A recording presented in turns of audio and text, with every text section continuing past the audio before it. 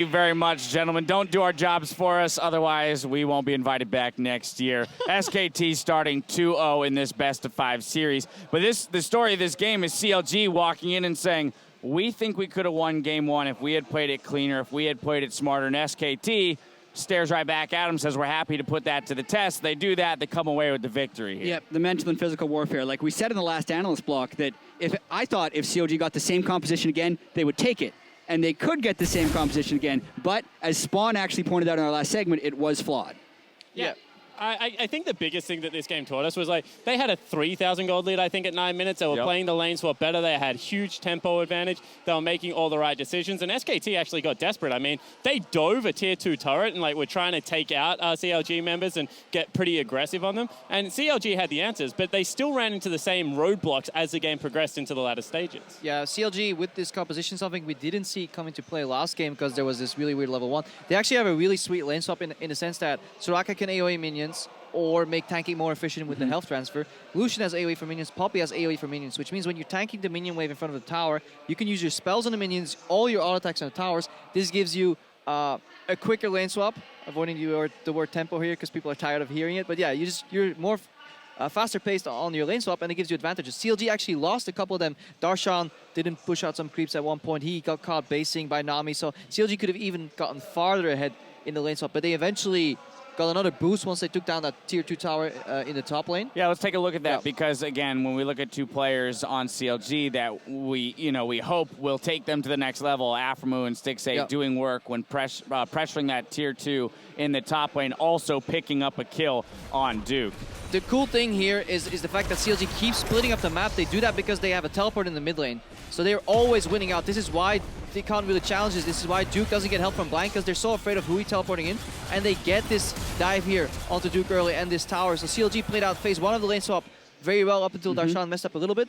But this phase 2 or 3, wherever you want to call it, fantastically executed. But then everything went wrong. Yeah, which is why I can see why CLG goes back to this team composition again, because they get the early game they want this time. They didn't last game.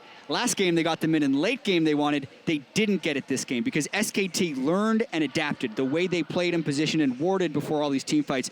And CLG, like getting caught in the 1-3-1, was indicative of the pressure that SKT had on the map and the ward control they had to make those plays. Yeah, and I just want to point out with that replay, like that's SKT playing kind of overly cautious, because we were like, if Elise is there, if he even fakes that Elise is there, all of a sudden you have to back away from the Trundle because they have a very strong 2v2. But Nidalee's in fog of war that whole time. Credit to Xmithie one more. And they're always going to play, if you can't see them, that they're going to be there to counter gank. That's what SKT are very good at doing. And that was the point, though, that you were talking about, Spawn. Right after that was where they sat at about 3,000 gold lead because they had a turret up and a kill up over SKT. At 10 minutes. At 10 minutes. But then, by the time 17 minutes rolls around, they only have a 1K gold lead. So we actually saw it dwindle in those early stages of the game. And a lot of that was due to people getting caught out. We saw Darshan and Huhi multiple times go on great escapes in which, sure, they delayed, the amount of time that SKT could get something off the map for it, but in that same moment, CLG wasn't making anything else happen. And this is the important thing about 1-3-1. If you do not push all the waves simultaneously and create a pressure point, you can collapse on one area of it, and it is very hard to escape. And if the lanes aren't in the correct position,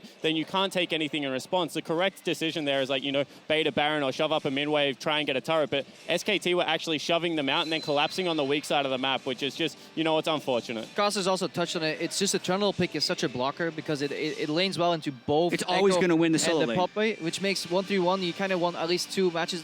At least one goes even, one is winning, so you can then collapse and pincer. It doesn't come, and that's why we saw these forced engages. Deficio and Kobe touched on it at the end too. This composition, it can work on paper, but it is extremely difficult to pull off. And this is where I want to address your point, Spawn, about the double melees, the Poppy and the Ekko being the two frontliners and pseudo-assassins.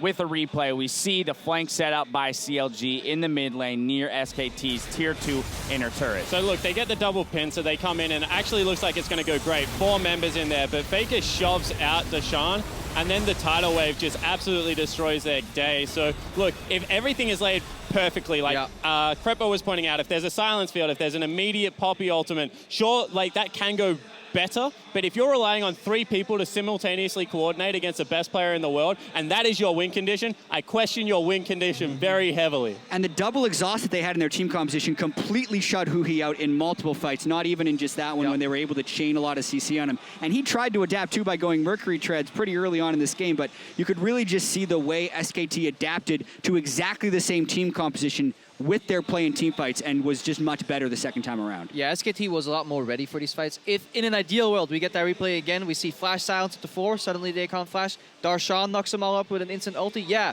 the wombo combo is there, but they don't pull it off. But if you look at SKT, what they were doing, good awareness. Wolf was buffering his exhaust, which means when he was constantly clicking exhaust onto Huhi, if he R's back, it works, then he cancels the exhaust, buffers it again, because every time, or nearly every time Huhi jumped in with his ultimate, he was already exhausted by the time he landed, and that's not reactively. You don't have that speed, so that's the beauty. If they were more ready for the team fights, they saw everything coming, and SKT showing why they're favorites clearly to take the series. Yeah, CLG, very little wiggle room with that comp, very little wiggle room in the series. Now SK Telecom T1 has brought this series to match point, and CLG need to come out swinging to stay alive in this fight. Game 3 is coming your way, so don't go anywhere. We'll be right back.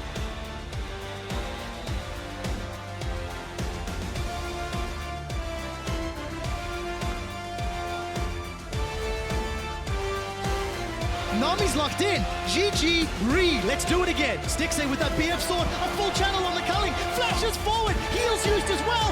Picks up a second kill. It's a lot of damage onto Wolf. The tidal wave from Nami and the bubbles. Stixxay is the sacrificial piece of sushi. A defensive flash. Afro gives up his life to save his ADC. Counter Logic Gaming, they're in trouble. The spear tags bang, but it won't matter. Flash away from Stixxay. Trying to kill Duke, but it will not count. SKT look to take down the Nexus. Look to take down Counter Logic Gaming. And takes a few more hits, and they are 1 win away from the mid-season Invitational title in 2016.